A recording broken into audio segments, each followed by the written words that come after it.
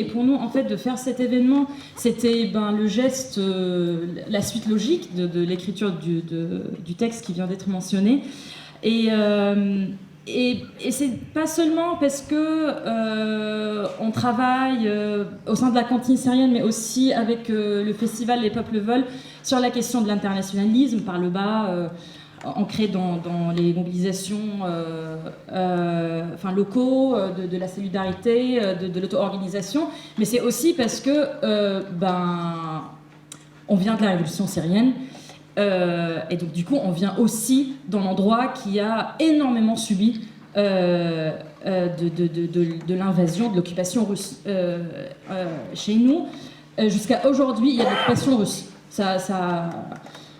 Ça rentrait depuis, l'armée russe est rentrée en 2015, je crois, si je ne me trompe pas, et il est toujours là, voilà.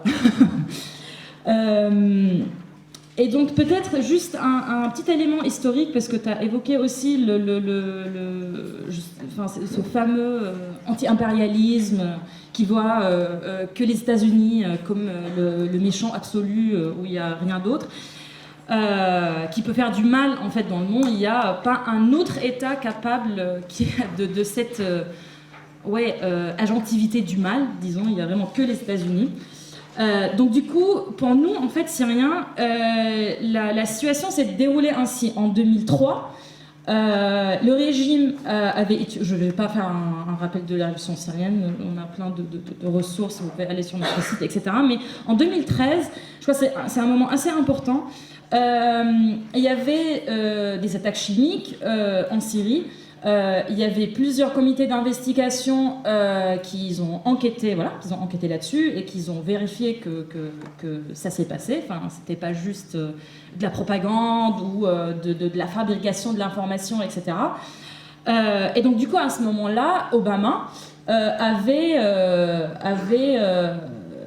dit que les États-Unis va dessiner une ligne rouge et qui était l'utilisation des armes chimiques. Si c'est avéré, là, il y aura des conséquences. Oh là là, Assad allait trembler. Du coup, rien s'est passé. Les attaques chimiques, ils étaient avérés. Il y a énormément de documentation pour dire que c'était la vérité. Et en ce moment-là, en fait, les États-Unis, au lieu de faire quoi que ce soit, nous, on a un peu cette expression, ils ont filé le dossier à Poutine. Pour dire que, en fait, oui, on en avait marre d'être un peu la police du monde, donc du coup, que la Russie prenne cette rôle-là, quoi. Juste pour dire, je suis pas du tout fan ni des États-Unis, ni d'Obama, ni de Trump, tout ça, vraiment, mais juste, je crois que c'est un contexte assez important pour le cas syrien, de rappeler. Et donc, du coup, en ce moment-là, l'État le plus puissant, disons, dans cette création qui s'appelle la Communauté internationale, qui gérait, disons, le dossier syrien, c'était la Russie. Donc, du coup, 2 ans après, l'armée russe était vraiment en train de gérer, de l'opération armée en Syrie. L'invasion russe était la raison pour laquelle Alep a tombé. Je ne vais pas vous rappeler des images d'Alep, mais voilà. Donc du coup, l'intervention russe était très décisive pour que il y aura zéro chance de victoire militaire, en tout cas en Syrie. Quand l'armée russe, ils sont intervenus en Syrie aux côtés de Bachar al-Assad, et qui a conduit du coup à que Alep, désolé, hein, c'est quand même un peu émotionnel, surtout avec les images qu'on voit aujourd'hui en Ukraine. Et donc du coup, c'était un moment très décisif pour l'échec de la révolution syrienne, au moins sur le plan militaire. Bon, après, moi, on se dit ça pour se réconforter. Donc aujourd'hui, en fait, quand j'entends des gens dire il faut arrêter la guerre, oui, bien sûr, il faut arrêter la guerre. On aime tous qu'il n'y a pas de guerre et qu'on est tous pacifistes et qu'on déserte aussi la guerre et les combats, etc. Mais sauf que c'est pas possible, en fait. Je crois qu'il y a quand même quelque chose qu'on doit comprendre et je crois que j'ai beaucoup aimé comment tu as réussi quand même à articuler à dire, quand vous nous demandez d'arrêter la guerre, en fait, vous nous demandez de capituler. Donc, il faut bien entendre, en fait, qu'est-ce que ça veut dire de ne pas envoyer des armes, de dire, voilà, ni l'OTAN, ni machin. En fait, ça veut dire que il faut que les gens sur place capitulent et que on laisse la place à la Russie, encore une fois. Et donc, ça, je voulais le dire au début parce que ouais, c'est très important. Pour nous, c'est vrai que ce qui se passe en Ukraine, c'est un peu... Bon, nous, on pense qu'on est le centre du monde à partir du moment où on a vécu la révolution et après la guerre. Mais c'est pour dire que l'impunité du monde entier par rapport à Assad, mais aussi à l'invasion russe, a fait que oui, Poutine aujourd'hui peut aller au Kazakhstan, peut aller en Russie, peut aller je sais pas quoi, je sais pas où, et envahir l'Ukraine. Pour nous, c'est lié. Il y a pas, c'est pas une question de chronologie, mais c'est vraiment l'indifférence du monde par rapport à ce qui s'est passé en Syrie, surtout en fait à partir du moment où la Russie a commencé à intervenir, parce que tout le monde était sur les djihadistes, l'État islamique, etc. Ce qui nous a niqué aussi, hein, mais voilà, donc du coup, c'est cette impunité qui continue aujourd'hui et qui a rendu, en fait, une invasion, au moins avec cette ampleur possible. Parce que, voilà, ça a commencé en 2014, etc. Mais, voilà, il faut le dire que ça vient quand même, voilà, ça vient de la Syrie, quelque part. Donc, pardon, pour revenir à cette histoire de arrêter la guerre, il faut qu'on soit pacifiste, etc. En fait, tout ce qui est en train de se passer sur le terrain en Ukraine en ce moment-là, nous, on l'a connu. Le bombardement des hôpitaux, des écoles, de tout ce qui est en fait structures d'auto-organisation locales qui sont pas liées aux djihadistes, qui sont pas liées au régime, qui sont juste en fait des gens comme vous qui s'organisent, quoi. Donc nous, on a connu tout ça.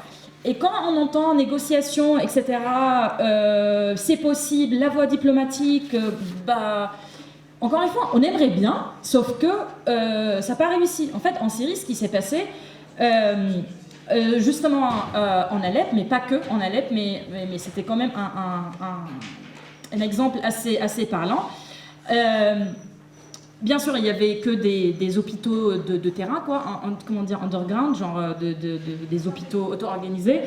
Et à un moment donné, en fait, des gens sur place ont commencé à capter que on peut faire vraiment confiance à personne, ni à l'ONU, ni à la communauté internationale, etc.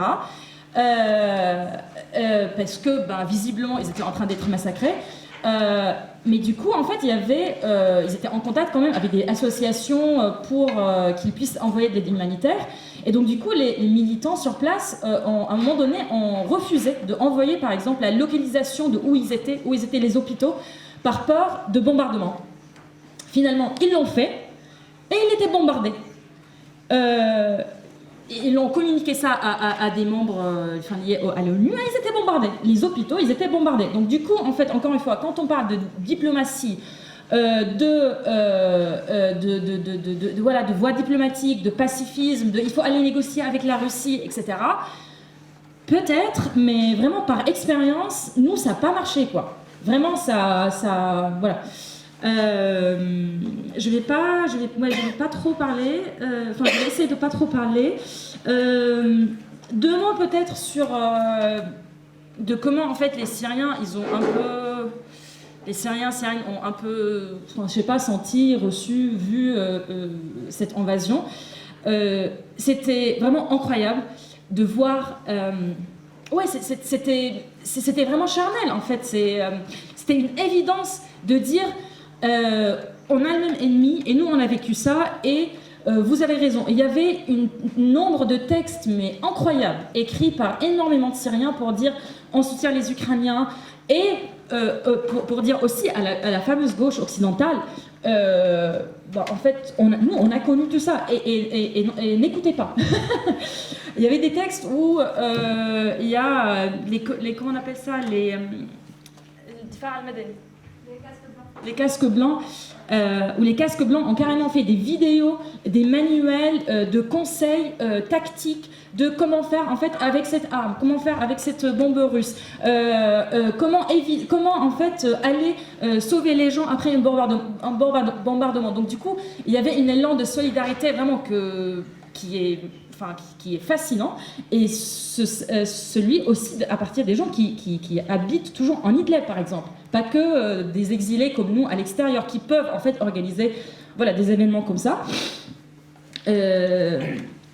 Et typiquement, moi, les premières personnes en fait que j'ai entendu appuyer la demande de no-fly zone de la livraison des armes, bah, pour moi, c'était les camarades syriens.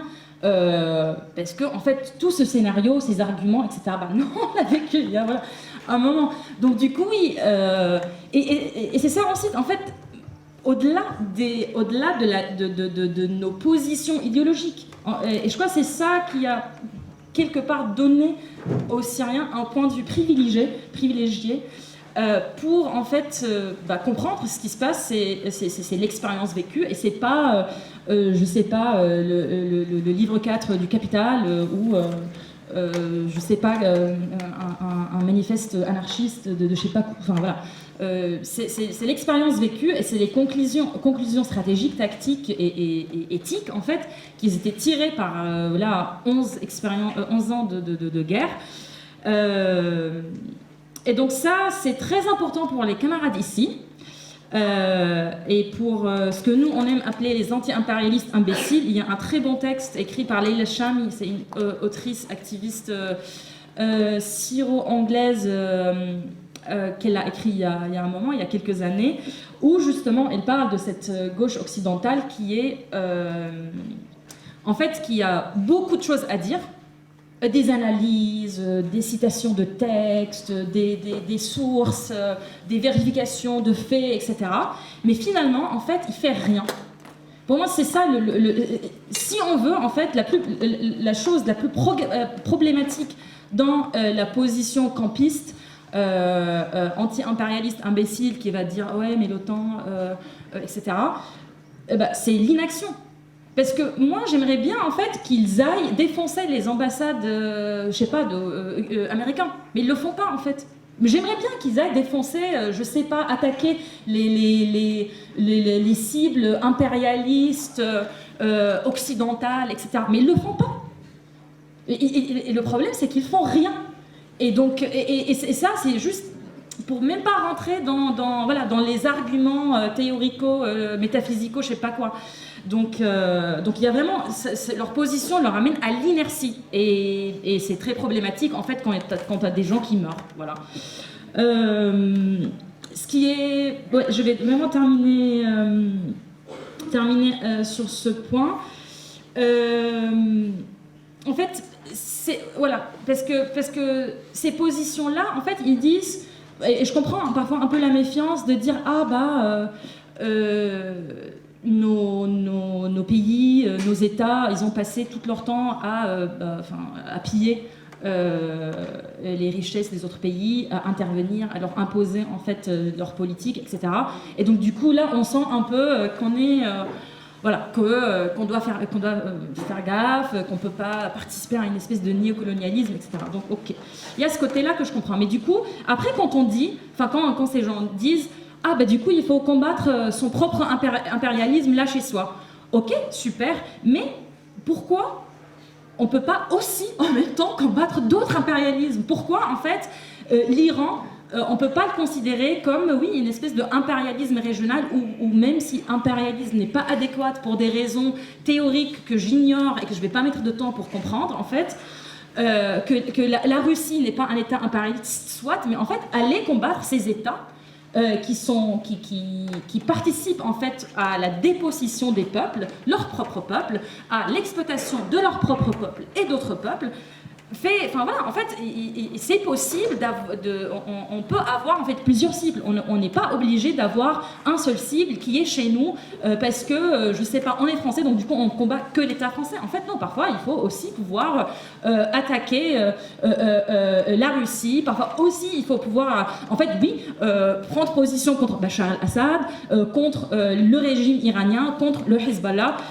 etc. Bon, c'est pas très clair peut-être tout ça, et c'est peut-être pas très propre, mais si vous voulez, on peut en parler voilà, plus tranquillement dans les détails après.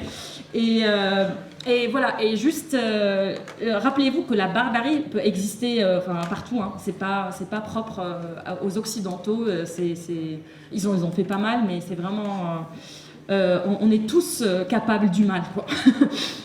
Voilà, donc il faut qu'on soit intelligent pour pouvoir cibler, bien cibler et bien viser. Voilà.